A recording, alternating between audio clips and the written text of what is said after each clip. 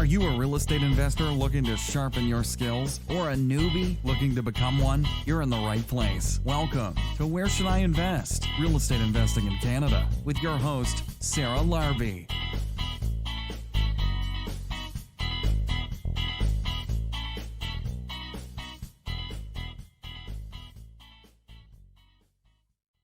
Andrew, welcome back. How are you? I'm good. How are you, Sarah? Good, good. Other than financing, this is a topic that is so important, but also I enjoy talking about it, and I enjoy to, have you on talking about updates and all that good stuff. And you've been on a few times. We've talked about you as a paralegal, but also you're an investor and you've got a bunch of multifamily and you've got some really cool stuff in Ethiopia. So we won't get into that, but if you guys are interested, definitely check Andrew's prior episode. But I don't know, has it been like 6 months, I think, since you were last on? What's new and exciting?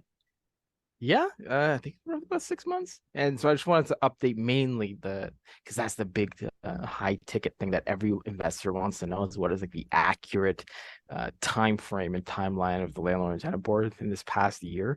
Because, they've done a lot of changes, right? They've increased about 6.5 million worth of funding over to the LTB back in April of 2023, like roughly around there. So they How many millions? 6.5 mil? 6.5 million, yeah. That Which is like it's that not much. It's like what are you gonna do with that? That's all of Ontario. That's for all of Ontario too, right? Mm-hmm. All of Ontario. That's not a lot of money. It's not, right? And the big thing that you wanted to use it for was to sort of escape the hiring freeze they previously had. So they went and said, okay, 100%, let's hire a bunch of adjudicators just to, increase the ability of this system to sort of get things out as quickly as possible in regards to that large backlog of orders. So they hired roughly about 40 adjudicators. Now, the interesting thing was that is how, okay, I'll explain as to how this was ineffective, mainly because of what we've seen from the changing of staffing at the LTB. So they hired 40 people, but they lost a significant amount of adjudicators as well. So it didn't really do much at this point. It's still pretty much the same. They increased, the amount of now they're doing night hearings as well. So they're going into the late night. So you can have a hearing from 5 o'clock onwards. So they are doing that, which is fantastic. It's certainly needed. But at this point, what we're seeing is they're not really increasing the amount of staffing. They're not side with the clerking, had with the inspection, with the offices of the clerks that handle and process these applications. It's still not enough staff. There's not enough people answering the phones, right? The wait time, if you call in, could be anywhere between 30 minutes if you're on a good day, and if on a bad day, it can be 2 to 3 hours. So it's still insufficient. There's a significant backlog. I recently, and this is the hilarity of it, because it's so inconsistent. You don't really know exactly what matters will be heard quickly and which ones will be a long time. So anybody that talks to me about this, I really get upset about when they promise, and another investor or a client or something like, oh, you'll get your hearing date in 6 months, or you'll get it in 12 months. That's we sort of judge it from that basis. I've since thrown that out, because I've had in most past recent months, I had a matter that had initially filed back in 2021 come up for a hearing. Wow. And it was filed in July, and we had the client has since sold the property. Yeah. Right? He's gone, he's moved from the country. Like, this was an application we actually, the client forgot about and had sat back because we had filed something called an L3 afterwards. The tenant ended up doing a cash for key, so they vacated. And that original L2, which was an N12 application, was a buyer moving into the property. It was never withdrawn. So we had sent in a withdrawal application, but it looks like it was never processed. So it still sat there. And it was from July of 2022, and it's being heard, get this, January 2024. Wow. So I have to resubmit this withdrawal request. I had to contact the client saying, oh, looks like they never actually, withdrew this. I had this set as withdrawn. Maybe it was a clerical error on our end, or something was going on here. Maybe the board didn't receive it, whatever it may be. This application is still going on. We have to deal with it. And contacted the board, and it's like, it looks like they received the original withdrawal request but never actually processed it. So it was set down for a scheduled hearing in 2024. And meanwhile, I filed in other matters in 2023. I've got the hearing date. Interesting. Interesting. So they spent this money, obviously, and from what you are experiencing, obviously to try to speed things up, it hasn't really worked so far. No, not really. Right. There's still outliers. Some areas, and some people tend to receive quicker orders these days. So it depends on the adjudicator. To be honest with you, that's the most clear thing. Depending on which adjudicator you get, you can either get an order very fast or very, very slow, frighteningly slow. And in addition to that, uh, the the manner of which people are actually obtaining hearing dates is there's no rhyme or reason to it. Initially, it used to be better. Believe it or not, it actually used to be better when we could contact our colleagues, other paralegals I work with, and we can sort of judge just through the amount of files that are inside our portal. So in our portal, you can see through over 300 types of applications through multiple different clients. Now, if you're looking at all of them, you'll see that it's generally speaking 6 to 8 months. I would very much agree that to be a very accurate figure of just obtaining your hearing. I really would. But out of that would be 70 to 80%. That's roughly what it is. But the 10%, that 10% between the 80 and 90, it's like it goes into a black hole and that's it. There's you don't know what's going on with it. You don't know when it's going to be serviced, nothing. And that's the aggravation, because you go through, just times that by 1,000 and you have all these applications. That 10% is no longer a tiny sort of number. It's hundreds of applications that have just not been heard yet. And that's what I have. And I've seen at this point with a couple of them. And it's not like 100 matters, but 20, 30 applications, I can definitely tell you for my own sense, from my own applications that I've seen. Yeah, I know there's a couple of files there that have just been sitting there for a multitude of time for no real reason as to why. So there's no reason why that happens. Like you could just have a file and then you just randomly are the one that has to spend a lot of extra time. Yeah. Obviously, screening tenants is important. What are you seeing in terms of what are the applications for? Are they for non-payment of rent? Are they for a house selling, the tenant's not moving, renovations? What are you seeing on your end? Biggest two are property selling. That's the first one. The second one is non-payment of rent. Age-old non-payment of rent. It's just always the biggest applications at this point. This is just the way it is. But if you're looking at direct, so it's N12s that are the largest, and then N4s are the largest, N12s are the secondary, and then from there you have your N5s, N6, and N7s. I sort of group them all together. But your nuisance, damage, destruction of property, that kind of thing. And then finally, directly after that, your N13s. So your applications for renovation and, change of designation, that type of thing. And what people don't know is the board actually focuses on certain types of applications. It can do it and has done it previously. Well, they have this, the quarterly sort of stakeholders meeting where they've said, well, you know what, this month we're going to focus on N13s, or we're going to focus on N4s. They recently said that about N4s. So they're being really pressing on those because they need to get them done, because, people are losing their money in their jobs, right? So it's not, it can be a very big issue for I would think the largest issue for a landlord. But the smaller applications, like for example, AGIs, there's some AGIs that haven't been heard for several years. So that's why people the 6 to 8 months, it's not misleading, but it's not accurate, because those AGIs haven't been heard, because the board, just frankly speaking, it's not a priority. AGIs. Sorry, what's AGI stand for? Above guideline increase. Got it. Okay. Yeah. So, someone looking for an additional couple $100 a month on the rental. So those applications, you can very much apply. I've spoken with some clerks and some other practitioners as well. They've had AGIs from 2020, 2019, haven't been heard yet. And these are for example, if you want to redo a kitchen and you want to get a 5, and I don't even feel like the above guideline increases are even that much, right? Aren't those capped as well to a certain percentage max? What's the cap?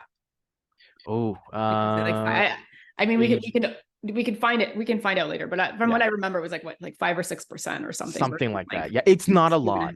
It's not a lot. It's the difference between a couple $100. And I mean, if you're doing it with 33 units, yeah, makes sense to do it. Does, financially speaking. But at the same time, it's just it just takes too long. You're one unit. If you're looking at 33 units, you're doing AGI, 1 unit turnover will be worth it more. One. And Yeah. with 33 units, the likelihood of that happening within 4 years is certainly a lot higher, right? So you're only really doing an AGI if you're rent controlled. And you're only rent controlled if you're in certain areas of Toronto, certain areas of Pickering, that type of thing, where it, the rental unit is set directly to the unit, not to the tenant. And there's, I know there's CMHC financing that's sort of tied to those types of things. I don't know. Financing is not really my thing. That's kind of deeper in that multi-unit commercial space. Yeah. But there's requirements that these builders are having to adhere to for rent control. So that makes sense for them, but it does not make sense for a regular landlord. Like, why would you do that? That makes no sense. Yeah, I think you're referring to the MLI program, right? That CMHC came out with, and then there's certain points that you can get. And if you get, up to 100 points, it could literally mean 50% or 50 grams and 95% loan to value on exit. So potentially they can make sense. And I know one of the ways to do it was obviously those affordable units, but you could actually get the points from an energy and environmentally friendly unit with the points as well. I know we're doing that with our Barton Street one, where we're actually getting 100 points just on it being more energy efficient. But it can be a good program. Okay, so that's the N4s, the N12s that you're seeing a lot at the board. I know you just did an N12 for me recently, and and if we would have waited, I think you filed that in May, it would have actually taken up until February of the following year. Luckily the tenants ended up leaving, but anyways, more on that story. It does have a happy ending, but it was it all worked out, but it was kind of annoying because it gives you a wake-up call of if you're filing in May and your hearing is not even until February, there's a lot of people that are going to be very frustrated. And I think I love this industry and I wouldn't be where I am today if it wasn't for real estate investing, but they're not making it enticing for new landlords to come into Ontario. Yeah, it's shocking because I get a lot of flack from the tenant crowd because I have very sort of say stricter sort of principles and this type of thing. And there's the citizen action groups like Acorn and that kind of thing. They believe fundamentally the housing should be a right. Right. It should be something provided by the government, that type of thing. If that's what your ideology is, 100%, I completely can respect it. I really can. I may not agree with it, but I certainly can respect it. I can understand it. There's a lot of Nordic countries that do this type of thing, and there's a lot of countries that can have significant benefit for that. But the current situation that you're in right now, the type of person that provides multifamily units, 6, 7, 8, 12, that kind of thing, and not effort trust or these large, huge corporations like BlackRock in America and that kind of thing.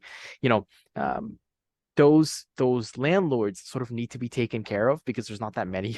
There's a lot of them in grouping, but this type of legislation, and it's the delay that's the big thing. That's the thing. I would push back against landlords a little bit when it came to the effectiveness of using the RTA to dealing with a difficult situation at the board or dealing with difficult situation with your tenant. You actually have quite a few options to deal with an issue with a tenant. You really do. The problem is since it takes so long to get to an actual judicial hearing, that ends up burning all those protections for the landlord. If you're waiting 12 months, you've lost. It doesn't matter.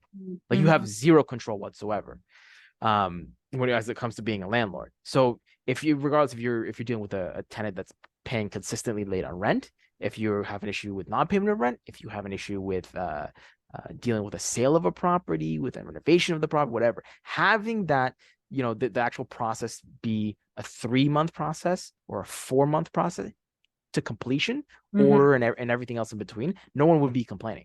Yeah, true.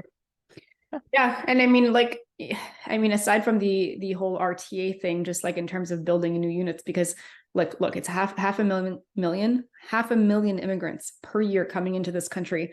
And like you said, right, I know some people think that it should be a fundamental right, but the government is not going to be building all of the properties we need. They don't know how. I think they are very wasteful in how they spend their money. And they're not going to do it. So it is up to us. And I think it's still a very good investment. However, the 12 months or 10 months of waiting is I think deterring a lot of people out of the business. Obviously tenant screening and that kind of stuff is critical. I think a lot of people are actually going to midterm and short-term rentals because of that. And they would rather, you know, be more selective in shorter term types of rentals, student rentals, that kind of stuff. But it's Oh yeah. yeah. Now, I don't want to date the podcast, but did you see the flack that Trudeau is getting recently over the housing issue? Did you see that? I mean, I feel like he's getting lots of flack, a lot of stuff, So but like, what is it? So basically, he can't, he can't, they had a, access to housing is a really big issue, and the amount of rent people are paying. Was it how much money he was paying, he was going to spend for like not that many properties? Oh yeah. He Yeah, built? that's Is that exactly what what you're it is. referring to? Yeah. Yeah. Yeah. And who do you think is picking up that slack? It's Right. not these large companies. It's the small landlords that are directly dealing with this issue. They're actually there in the trenches, and there's not enough units. And it's like, what's incentivizing these people to purchase more units, single family, duplex, etc., to get more rental units and deal Yeah. with the problem and actually offer stock. You Yeah. you have a pressure cooker. You don't have enough units, and you also have an expansive process to deal with situations and issues. It's like, no, there's no side that should be happy about this. If you're on the left, then you're certainly not upset about the time it takes to actually get to a hearing if you're dealing with an absentee landlord, but you're certainly still dealing with high amounts of rent. And the alternative is you're still dealing with issues with taking a tenant to the landlord tenant board if you have a professional tenant, an issue with a nuisance, etc., or you just want to sell it and you want to get the tenant out of there because a new buyer's moving in. Right. That's still a problem.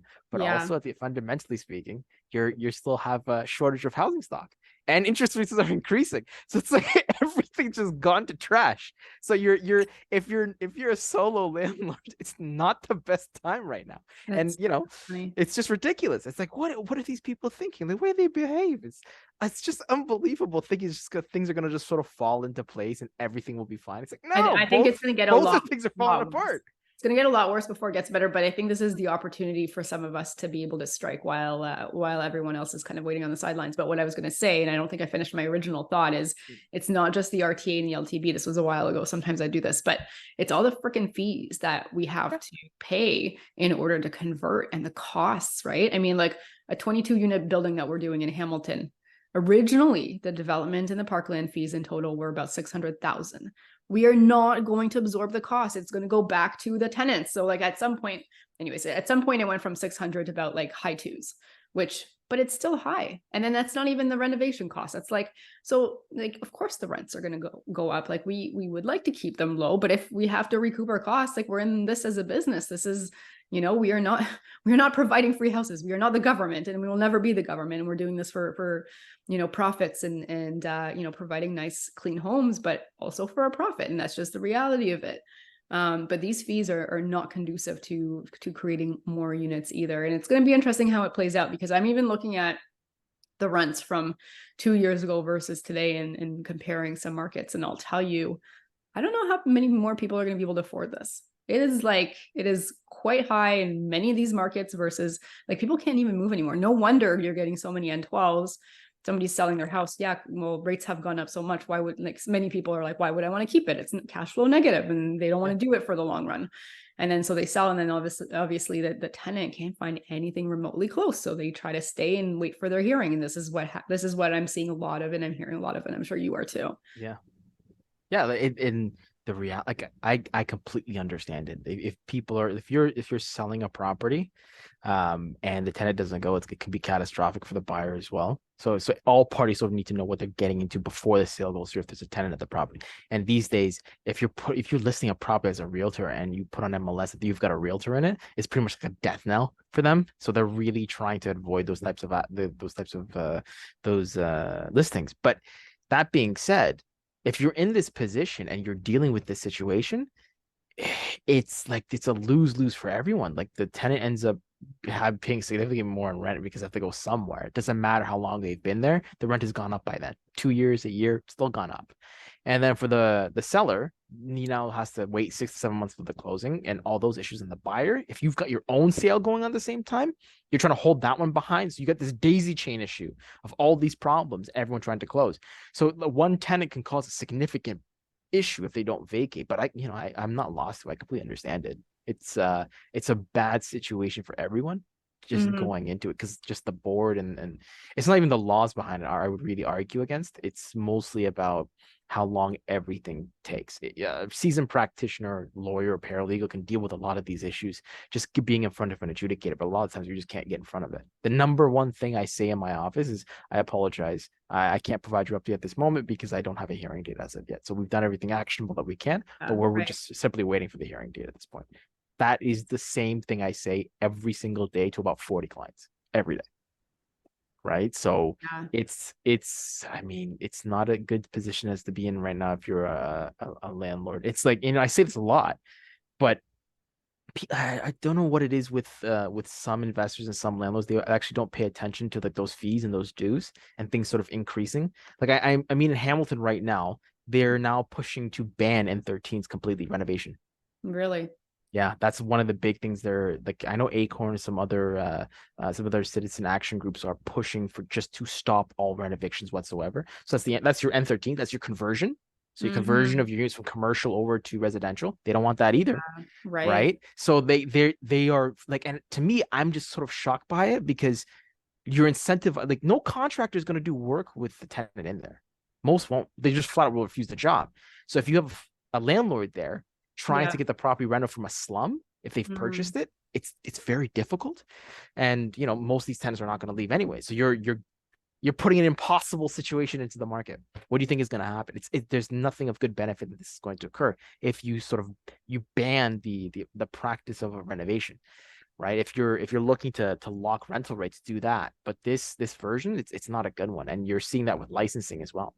Right, they're putting in more and more things. That, and then investors will just go elsewhere. You know what I mean? So like, there's going to be a point where investors will just say, okay, if it's that difficult, why bother? I'm going to take my money, I'm going to invest it, in a different asset class, like commercial financing or commercial real estate, industrial real estate, student rentals, maybe, those come in and out, Airbnbs, midterm rentals, out of province. Like there's other options. Like I think at the end of the day, I think they forget that we're resourceful. So if they don't want our business and they prevent the profits from happening with everything that they could, okay, there's resource, like we are resourceful. And unfortunately, like you said, the tenants are going to be the ones that end up with the short end of the stick, because there's going to be even less opportunity. The real estate, the current properties are just going to keep going down and down and down, and they're going to be less and less livable. Because why would somebody upgrade them? But we'll see. I mean, like it's tough to envision that actually coming into effect, but you never know. From an N12 perspective, I just want to go back to that, because I think a lot of people are like, should I sell and buy more? Should I just sell? If you have tenants in a place and you are thinking of selling your property, what are some things that they should maybe ensure is included in the agreement of purchase and sale as the seller, and some things to be conscious about? Yeah. So first things first, don't have a conversation with the tenant that you're selling. Just don't do that. Don't do a cash for keys attempt. It never works. So don't even try. That 1% ends up working, but everybody else just looks up landlord tenant board law and they take a look at all the things on there, and they immediately come back to you with $20,000. So don't even offer it. What you should be doing is, when the sale goes through, right, the first thing that you would place, if you're a realtor, this is something you would put inside your Schedule A under the terms. If you're just a buyer investor, you should know this, or sort of explain it to your realtor. What it should be, it's a common term to it is called a push clause. It wasn't me that named it. I just sort of heard about it. But basically what it says is something like, the seller or buyer warrants that the appropriate residential forms, N12, etc., will be provided to the tenants, and the seller and buyer sort of in between will push the deal continuously up until such time vacant possession can be required, right? And you're not assuming the tenancy. That's usually what people will do, and the deal will just sort of extend continuously over and over. Or if you want to process or have an understanding with the buyer or seller, you can extend, but you'll have to extend for multiple months. And if they want to drop out, they certainly can drop out. You can also do it that way, but nobody can be pushing for vacant possession. So this is always a contention. Like, and I know some of my colleagues in real estate law even don't really sort of know about the changes to the laws and the RTA regarding this, because this has gone up as high as divisional court and continue gone up there. The buyer and seller are placed in an impossible situation. The buyer can't close on the property because it's not vacant, and the seller can't provide vacant possession. The reality of it is neither party is at fault. if that happens, Mhm. right? You're basically asking for something that nobody is in the ability to get, right? The seller Right. can't offer it to you and you agreed to it.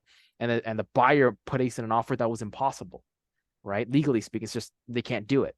So it has to be, that closing date has to be within 6 to 7 months for it to even really be justifiable. Mhm. And then after the deal has gone through, it's confirmed, it's firm. Okay, great. Then you go to your tenant, provide them with the N12, provide them with a check, provide them with the deal, and tell them you have options. If you want to do a cash for keys and leave earlier, I can close on this earlier. If you don't, it'll go to the LTB. They'll deal with it there, and then from there, if it's necessary for you to be vacated from the property, you will be. Yeah, and So when you say check, it's 1 month's rent that we are now due to give to them before, whatever that timeline on. I think it's 60 days, right? For the yeah, N12, you've got to give them the 1 month's rents, and that's just fairly new. I think last couple of years that was implemented. And so that's what you mean with the check. And if you don't, then essentially, like, you've got to do your forms, like, and your steps accordingly, because if you don't even provide that check before those 60 days, even if it's going to court, like, your whole case could be thrown out. yeah, and people don't understand. Like, that's the big thing with landlords and N12s. They think they can do it alone, right? But there's a lot of thing that's in the legislation that's not in the instruction manual. Like I said, Mhm. like it says within the RTA, you have to provide 1 month's worth of rent. What people take that as is I'll give rent for free.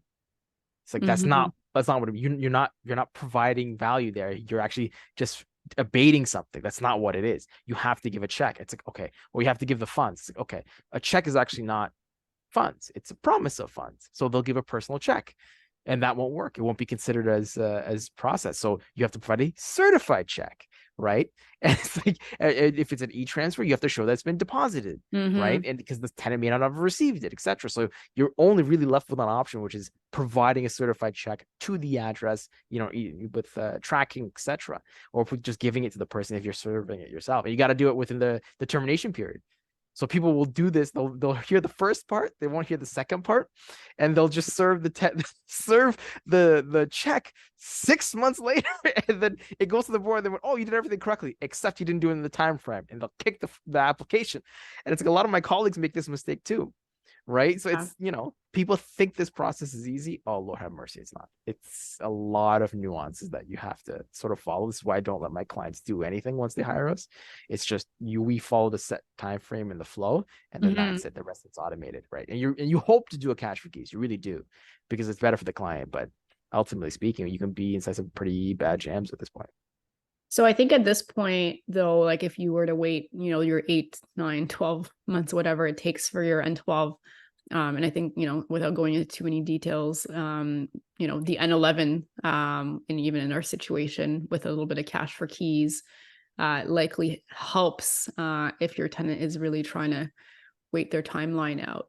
What is different about an N11 between that versus a lot of the other forms? So N11 is an agreement, right? So it's simplest terms, as I can boil it down, it's just basically a contract, right? Both parties agree that on this particular date, this person is going to leave. Now you can use the regular N11 form and file it with something called an L3, which is what you should do if you ever sign one. Costs only about $186, something or the other. And you'll be able to get an order that says that the tenant is supposed to be vacating within a certain date. And if they don't go, you can use it with the sheriff and remove them from the property. A lot of people will just sign the N11 and they won't do anything with it. And then it ends up afterwards, going to the board because there's miscommunication between the two parties, right? One person understood one thing, the other person didn't.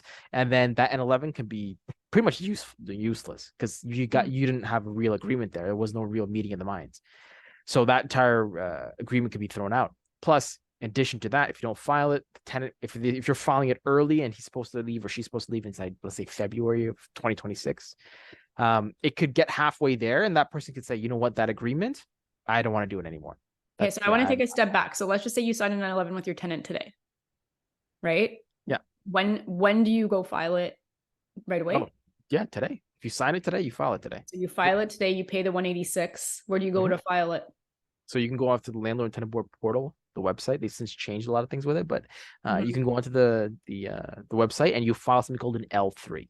And I'll have a little declaration there. You'll say, I agree with my tenant that this date they're leaving. I gave them X amount of dollars, if that's the case. And then you file it, and then you'll receive an order quicker than a regular application, so about 3-4 weeks kind of thing. Mhm. But again, horror stories that waited like 7 months for that kind of thing. But that being said, you should receive it quicker than most applications. And then if they don't leave at the termination date, you can go to the sheriff. That's it, right? So you And have to file it in order to be able to go to the sheriff. yeah, I and think that's really important because I think a lot of people just have the paper and I don't know if they actually really do anything with it after. no, yeah, it's so like I don't know why landlords do that. It's so irresponsible. It's like you have a $400,000 asset, $600,000 asset, but you would take the keys to your Ferrari and hand it to someone who has no competency whatsoever. Makes no sense, right? But that's what these people are doing. They'll just give the keys out to a tenant without background check, etc. It's like this is one of the faults that landlords make that just makes no sense. Costs $186, file it. Because Yeah. the date is going to be further down the line, and you get close to that date, that tenant says, I'm not leaving now, since I've signed it, I'm not going to go. I'm sorry, I can't because of whatever reason. And you've now set deadlines. You may have another tenant moving in. You may have contractors coming. You spent a lot of money, whatever it may be. You've sold the property, right? And you're now in hot water because that tenant's not going to go. It's like if you had filed it, you wouldn't be in this position in the first place. And there's a 30-day appeal on all orders from the board. So most tenants, if they're going to renege on a contract, will do that closer to the date. They won't do it 2-3 months beforehand, right? So if you had filed it in when exactly the day you done it, that period, that 30-day period has long since passed, what makes it twice as hard for someone to renege on it. It's because it's basically set in stone. So it can be very difficult to appeal 5 months, 6 months down the line. Most adjudicators, I can't say for certain because adjudicators are adjudicators, but it's a lot more difficult to appeal something like that. It's past the technical threshold. So that's good to know. Yeah. So how do you actually get a sheriff out? Like, what is that process? Like, where do you even go to get a sheriff? Yeah. Okay. So if you're in Toronto, which is the behemoth, you're going to go to the courthouse on University Avenue, 393, I believe. And then if you're in Hamilton, you'll be going to the Johnson Pinka Courthouse, right? So you're looking for something called the Office of Enforcement. That's where the sheriff is. And most fees will cost you about $300. It's a simple one-page form. You take the form, you sort of put the addresses in, the file number, etc. You sign it, you pay the 300 something odd dollars, and then they'll either call you or they'll send you an email about the date. Different courthouses have different processes, so everyone thinks the same thing is, the same thing you're going to get everywhere. No. Some courthouses will give you the date that day, that moment, that time frame. If you do this like in Guelph, Windsor, you'll start to see that because there's not that many evictions. But if you're in Toronto, the TSL dockets, no, they'll give you a time frame, and then they'll call you at some point, right? And they just instigated that. People that have been listening to this that have done evictions before then, you would just give it to them, and they would call you at some point. They wouldn't even tell you what time frame, so you won't know. Hamilton's sort of the same thing, but it's not bad. You're waiting 4 to 5 days for that call, and they'll tell you exactly when it's going to be. So it's not difficult in Hamilton, but different areas, different sort of expectations. So if they hire you, let's just say you do the N11, you file it. Like, are you like part of your package? And maybe you can walk us through that. Does that also include meeting the sheriff and organizing the sheriff and everything, or is that separate? Usually it does, if that's what the investor wants. Now, if sometimes we don't know if we're going to use the sheriff, so I will usually refrain from doing that beforehand, unless I know that person is a difficult person. I know for sure, but most of the time it's not, and the sheriff fee is about $300 something odd dollars. My time when it comes to actually going to the property, which can be about an hour and a half, that kind of thing, because we know exactly when it's going to be, and then I don't charge for actually drafting the actual filing for the sheriff's eviction because it's a 2-second document, right? It shouldn't cost anything for the client. So usually speaking, it can cost as little as $100, $150 just for us to attend and deal with the issue while the investor's out doing whatever they're necessarily doing.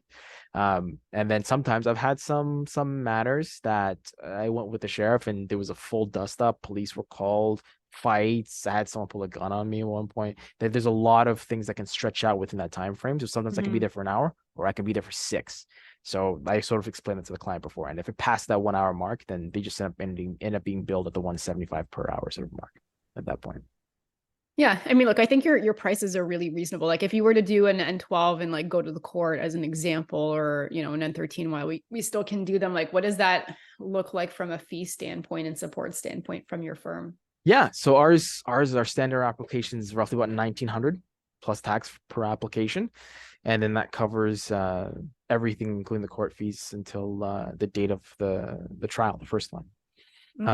And then after that, we'll have to discuss it with the client on an as person basis, so each one can determine what exactly needs to be done because, you may need to refile an application and maybe adjourn date. It could be a host of things that for we're going to a second or third application or second or third hearing, depending, right? I have one right now. The longest file I've ever had is one from 2019. And I've been to seven dates and it's still not done. So So the this is package includes one date, like for like one hearing, essentially. One hearing, yeah. And hopefully, that happens in one, but it doesn't always happen in one. Yeah, usually not. For a new hearing, I typically will charge a client 500, because that's usually how long it'll take. And then whatever's not used just gets refunded. If I'm there for only 15 minutes at a hearing, the remaining just goes back to them because it's not necessary to use. The reason why we offer that service at a competitive price point, the reason why, mainly speaking, is there's a overabundance of issues. It's one of the reasons why a lot of paralegals don't charge for consultations as well. There's just too many problems and not enough of us. Unfortunately, there's not that many practicing representatives. If you look at the amount of people inside the landlord tenant board per day, there's 60 to 70 applications per day that are heard per block. Sometimes 90 gets that high, and most of them are unrepresented. You only have 6 or 7 practitioners in there, and you'll see the amount of numbers next to their name because they'll be there on 11 applications. But even still, it's a drop in the bucket. Very small percentage of represented by actual paralegals or other lawyers, etc. And there needs to be more at this point because the issues are just like growing. They're not getting smaller. Like as of right now, I will only take matters from referral because I'm at capacity. My colleagues Glenn and Angie are still available, but I am at capacity right now. And if you look at, even we have on our fact sheet on our website all of our pricing for each application. So if anyone is interested, you can certainly go and take a look. But even still, we don't run advertising. We don't run any real significant web presence, etc., apart from yours truly and everything else. But that's just the way it sort of goes because there's just an overabundance worth of work. It's just it's just a lot. And I would say, like, out of anything that you're going to cheap out on, don't cheap out on paralegal and paperwork because you're waiting a long time, and if you mess that up, you're waiting for another 8 months, right? Like it's just nuts. So this is where, pay the cost to ensure you have proper representation, whether it's with, you, Andrew, or Angie or Glenn, because these are not errors that, could be mitigated quickly. These are going to be taking a lot more time. And especially if your tenants are in there and they don't leave and they're not paying, one little tiny error on a paper or not giving them the proper check for the N12, like that literally could then mean you got to go back to court and then you get a new date, and you never know what that timeline is going to look like either. Yeah, anyone that doesn't use a representative, it's like they're taking a lot of risk simply because of the time frame, right? Again, like this is like the same adage, you're giving keys to a Ferrari out to a random person. It's like, why would you do that? You wouldn't fill your Ferrari up with cooking oil. That's not what you would do. You put the best possible situation that you're in. And it's like these things stretch on for months and months. So why would you not use a representative from the beginning? It just makes no sense.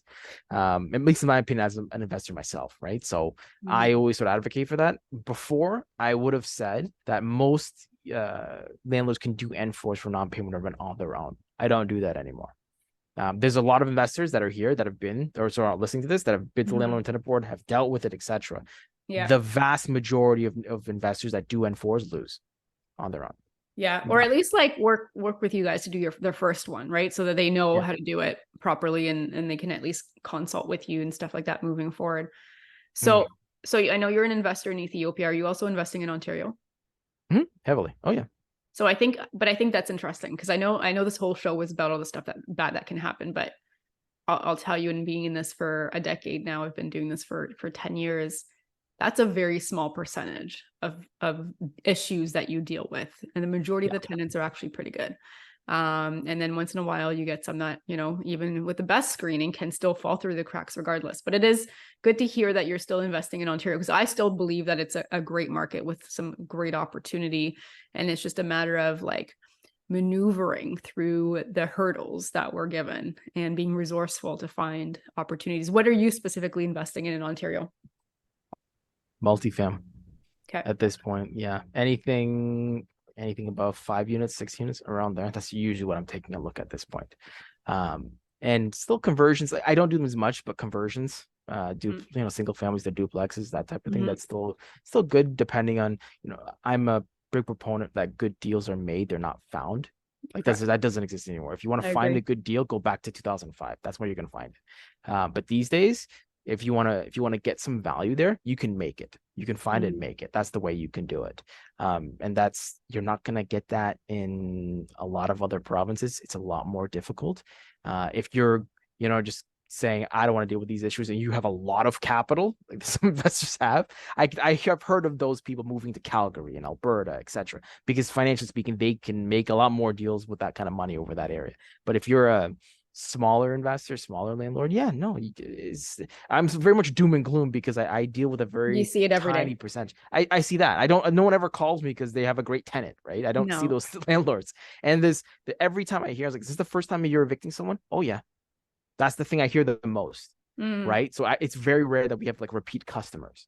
These repeat customers are the large investors. So if you're not in that boat, the likelihood you're going to deal with these is very low. So, I was still, you can't knock the appreciation, and student rentals are doing well. The big thing for me is midterm rentals. I can't knock that at all right now. There's like, I know some places are doing licensing now, which I disagree with, but single midterm rental could net $5,000, $7,000, $8,000 per month. Are they trying to license midterms? What are they doing? Yeah, in Kingston, they're just placing new licensing for short term, and now they're moving to midterm. So there's a lot more people that are really interested in it, and they're growing rapidly. I would say it's a space that's growing the most rapid. It's the profit margin. That new law came, like the case law came into effect that sort of centralized them, and you can now actually option out midterm rentals and protect it a lot easier with the RTA.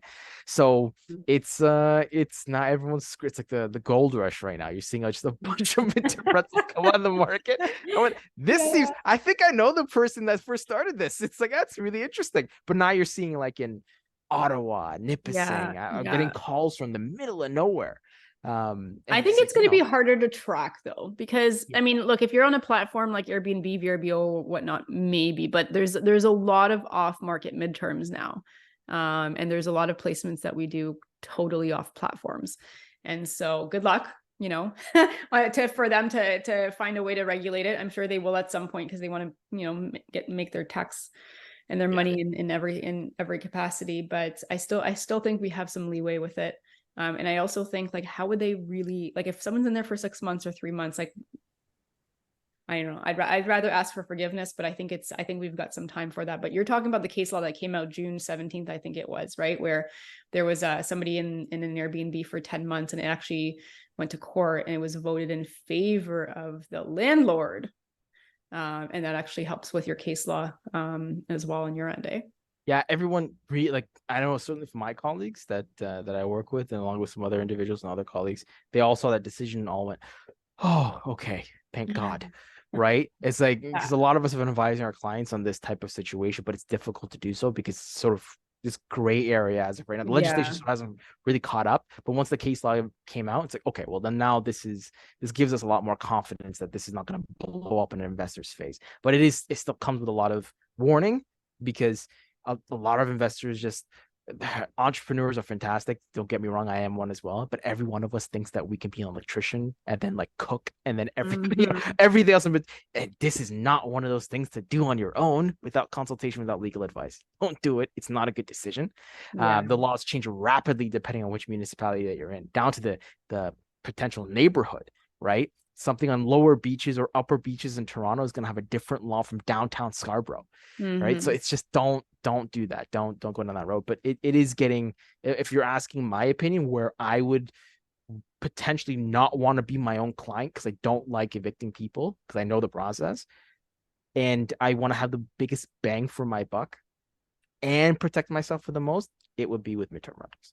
At this point, that's where I would actually look, because and you can work with a lot of referred partners. Don't think capitalism can't go with very much helping assisting people. The biggest sector of midterm rentals growing right now is actually the medical field.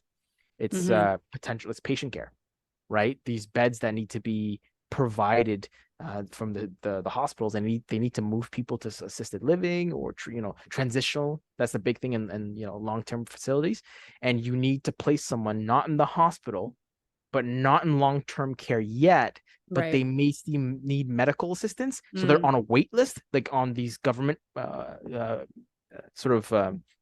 organizations. So, if your significant other or your grandparent is trying to look in, your midterm rental works very well. I'll tell you, so midterm rentals is definitely my favorite rental strategy. And I take a look at my units right now. All of them are like, one of them is rented until the end of the year, like solid. With like two guests, with a bunch of months each. The other one is like, they've been there for, I don't know, 3 or 4 months already. They're checking out the next day. Someone's checking in, and, until October, and we're in August right now. So, our Hamilton one, we've got, booked solid with people coming in for a film, and they're actually like makeup artists. And so there's 3 of them. I mean, I'll tell you that to me, it's a gold mine. I think it's still so untapped. I think it's still so new. But you guys have helped us a lot, because like you created our agreement, because you cannot do a standard lease. You gave us some insights, because like even just like making sure that there's no keys given, like these are all keypads. Like there's certain things that you want to make sure as much as possible to make it seem and look and feel like a commercial space, not so much a residential type of tenant place. And sometimes I see, because sometimes I follow some different groups, and they have this language with like tenants and rent. And I'm like, oh, no, Andrew would say no to all of that. You can't use the same language.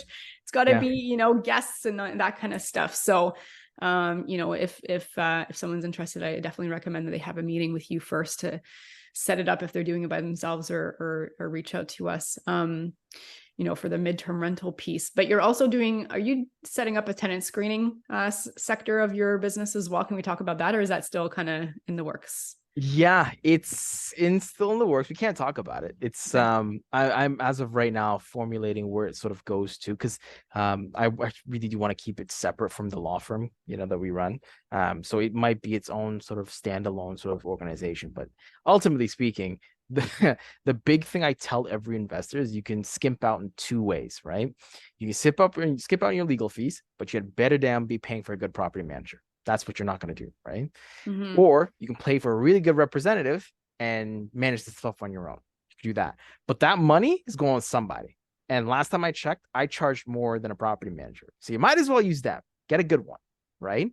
And use that option. And the number one thing is tenant screening. That's the number one thing I even suggested people to use property managers for. It's not actually the management of the property, it's just getting a good tenant. Right? That's the most important thing. It's more important than your foundation, right? So just doing that, you'll have a hell of a lot of easier. Your property will be brighter, the maintenance will be taken care of. Why would you not want to deal with that?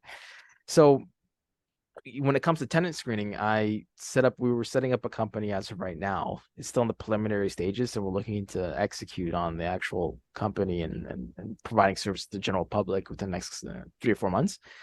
And we'll provide reports on tenants before they're being placed into the properties. We'll do the screening. We'll contact former landlords, etc. And it is a very labor-intensive process. I know the big thing with a lot of different opposing markets. I know a lot of realtors place tenants in properties as well. Don't get me wrong; they do a fantastic job. You can have really great investors who are also realtors as well. But you have to spend a lot of time on not just closing the deal. You have to place it on screening these individuals. The vacancy rate is the vacancy rate. I don't, if you want to wait 3 months and not deal with an LTV issue and get yourself a good tenant, that's what you should be doing. Yeah. But that's not how investors look at it. They say every month I'm not getting rent, I'm losing money, this is a foolish ideology, right? Yeah. Yeah. You're going to lose a lot more waiting 12 months worth of rent. And how many people still gets caught with that first month rent down scam, and they just stop paying rent. And you're like, you didn't even look them up. you didn't search up McKinley, didn't look on Open Room, didn't look on Front Lobby, didn't do any of these things, didn't have a lease agreement, like all this terribleness. Like you called the last landlord, but not the landlord before that, right? So you did all these things, right? Didn't ask any questions, didn't contact, and this is exactly what you deal with. So it's not just something simple like hiring because some landlords will use Rent Panda, that type of thing. It's like this is different than that because you need to go deeper than what the certain organizations will offer you, etc. So it's a lot.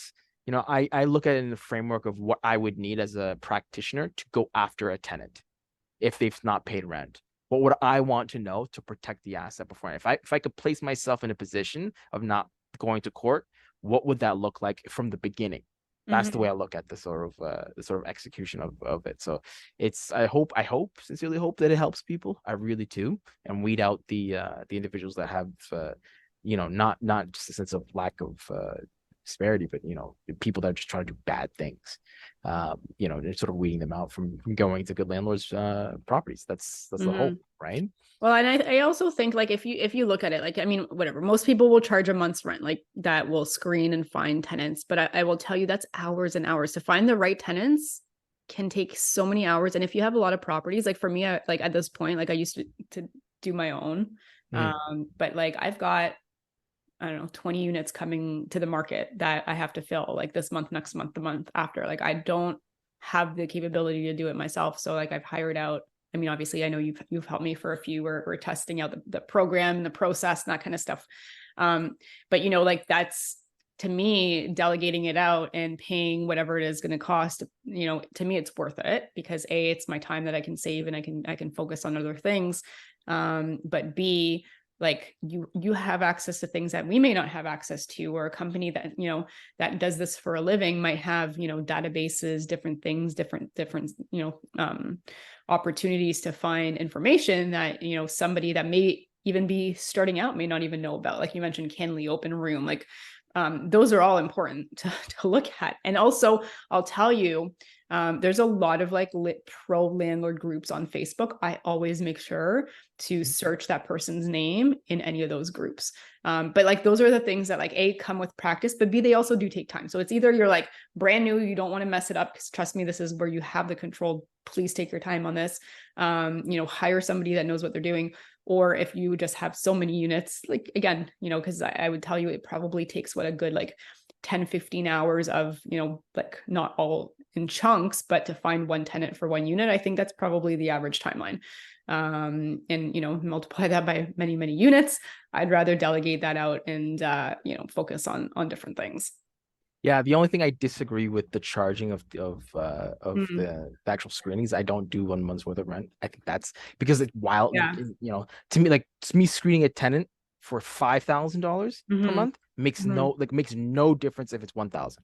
Like none. Like practically speaking, for me, it's more concerning that I would take $5,000. Like that's just not what I want. Yeah. Right. It's just too much. It's like offering a bobby pin for 12 grand. It's not something I want. Yeah, I mean, that's if the rent is let's just say if the rent is 5,000. But I think the going in general, like if you're hiring maybe a property manager, or if you're hiring a realtor, that's usually what they charge you. So you're thinking of doing a different structure from a payment standpoint? Yeah, very much so. One centralized cost for each matter. One centralized cost for each actual placement. If you want extra digging, that kind of thing, and following up, etc., then that makes sense.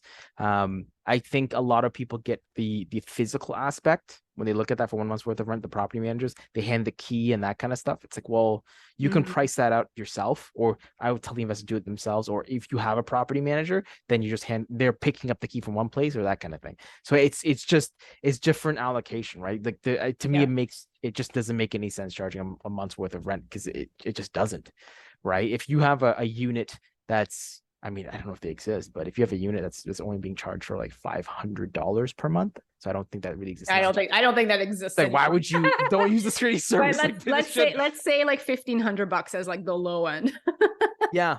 right? So it's like you just use the service, and then I'm kind of shocked that that's not offered in other places, because I've looked it up. There's not that many competitors in that space. No. Not many people sort of do it, but it's important. It's like, pick. Do you want to Yeah. screen the tenant, or you want to get someone that's going to defraud you? It's up to you. Like every matter that I have that has the worst person attached to it, this terrible tenant who's just destroyed the property. They're all like on news reports. Right, they were arrested. There was one gentleman that I was dealing with several years ago. It's a matter since been done, but he was caught bribing police officers in Toronto, and he went to jail for multiple years, and came out, immediately started defrauding multiple landlords. It's like, none of you like Googled him. It's like any of these investors, like, oh, you Googled him, but it's his old name, right? You didn't use his middle name. You didn't look on Canly, because that would have flagged that. You didn't, he changed his name, and you didn't look at the Ontario government reports on name changes, so you didn't see that it was announced. So you didn't, it's like, this is on you. Like, I think for you though, like from a business standpoint, like, because like now obviously what you're hinting at without going into pricing is it's going to be less than a month's rent. I think you just have to step up, because like you're gonna get really busy really fast is what I fear, right? And all of a sudden people are gonna say like, well, if it's going to be less than a month and I'm going to pay a month rent, I'm just gonna call you. So I think you're gonna have to figure that business piece pretty quickly. Yeah, I also want to do a good turnaround time, like 48 hours, that kind of thing, for a report. Okay. All right. Well, let's make sure you step up there, because that sounds like a whole other side of your business. Yeah, like, thank God I have great partners, and we're pretty good at implementation. So like I'm used to a significant caseload as it is. So I think I don't put my mind to anything. I tend to sort of do slop with a sloppy and sort of sense. So when we do offer it and we do place it up, like it'll be a little bit different. And then I'm regulatory controlled, right? So I work as a paralegal inside Ontario, so I'm licensed to the Law Society of Ontario.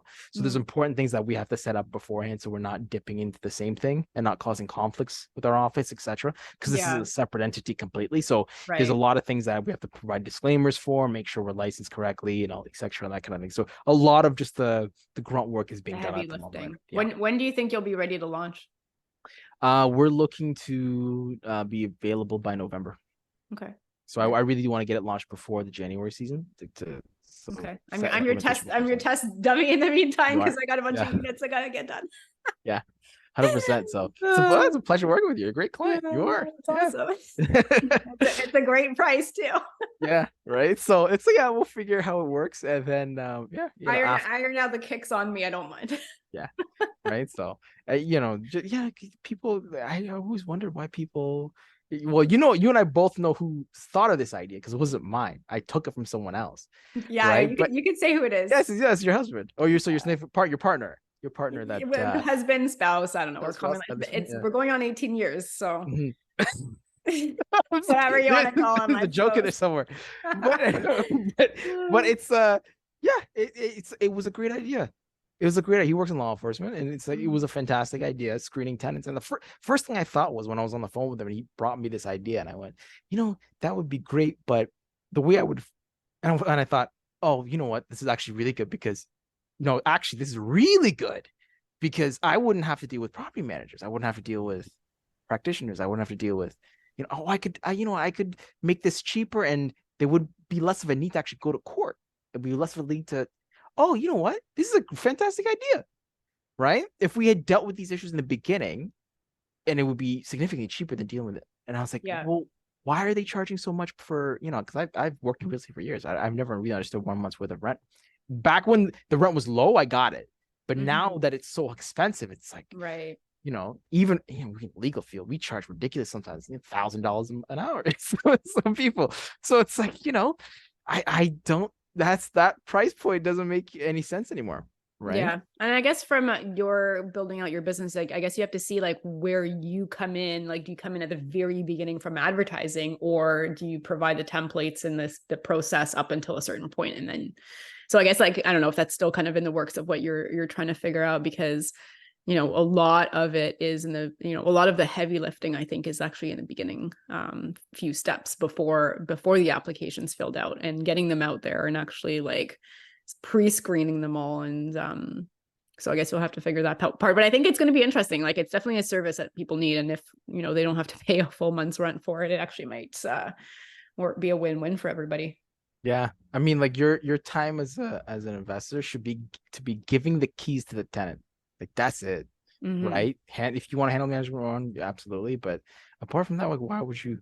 I always looked at people that screen their own tenants, so like, would they have a third head? It's just like, if you should be getting a realtor that knows what they're doing, etc. You hire a law firm to do it. There's a lot of places that sort of deal with this type of thing. It's like same thing I have to do anyways when I'm looking up a matter with a new client, conflict check, etc.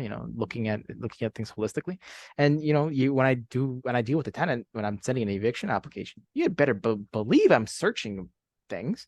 Right? I'm going through Canly, I'm going through, I'm going through Open Room, etc. I want to get a sort of an idea of who the person is if I'm dealing with something in particular, right? And see if there's like a matching occurrences from other landlords, and when we serve people, we have to find them. So which means we're doing credit report checks. We're doing, this is not unheard of from my colleagues that are running, corp checks, and they're trying to figure out if someone's untitled or there's a directorship with suing in small claims in Superior Court. It's like, for us, this is regular everyday occurrence. It's just, it just hasn't bled into like the real estate field like too much. Right. So it's like no one does it, but now it's, you just can't lose out on 12 months worth of rent at this point. It's just too dangerous. So you might as well just use a service that does it. So is that going to be all of Ontario? Yeah. Cool. Okay. Awesome. Well, you know what? I think we've been on this podcast for like almost an hour. I want to say, which is great. This is why we could always keep talking, because there's so much information, so many changes, so many things. I am always amazing to talk to, Sarah. That is exactly what's going on here. See, it's true. So much awesomeness. It's fantastic. It's true. There's so much, and there's so like this whole topic. I mean, yes, you bring a lot of awesomeness, but this topic is also, very vast, and I think many people get in and they don't really fully understand the rules and the regulations and that kind of stuff. And so, you can coast and it could be okay, but at some point you want to learn it, because you're in this game long enough, and you'll need to issue some forms, and you'll likely be going to the courts at some point. And if you don't want to, that's totally cool. If it's going to stress you out, hire Andrew and his team at Caveats and have them do it on your behalf. I know you're doing one, or you did one for us, and luckily we got the house back and all good now moving forward, thanks to you and your team. But it happens, right? And so you can screen and have great tenants, but all of a sudden, at some point along the way, things can change. So you've got to be ready. Awesome. So Andrew, we're not going to do the lightning round because you've been on this for so many shows already, and the lightning round questions, you've answered them. But where can people find out more, reach out to your team? I know you said Angie and Glenn and yourself are part of Caveat. Where can they go for that? Yeah, so you can reach us at 289-339-1311. Or you can email me at andrew@caveatllp.com or .ca.com. And you can reach out to our office. I always just tell everyone, just give us a call. That's the best way of reaching us. And you can also look us up online on Google Business, Google Facebook, and on Instagram, website, that kind of thing. It's caveatllp.com. And just reach out to us, and we can certainly help. Absolutely. Okay. Awesome. Thanks, Andrew. Thanks for all your help with my stuff personally, for my listeners as well. I know many people have worked with your firm, and you are a wealth of knowledge, and also for Midterm, you're a go-to person for Midterm. So if you guys are thinking of that strategy, you could definitely reach out to us. But also if you're looking for a paralegal, if you're looking to do it yourself, manage it yourself, you definitely reach out to their team, because it is a new concept and you want to do it as good as possible to try to avoid, getting into that you want to be in the right side of the gray zone, if that makes any sense. Awesome, Andrew. Thank you so much for being on the show. Absolutely. Glad to be here. Thanks. Thanks so much for listening to Where Should I Invest with your host, Sarah Larby. Make sure to listen in next time. We'll catch you on the next episode of Where Should I Invest?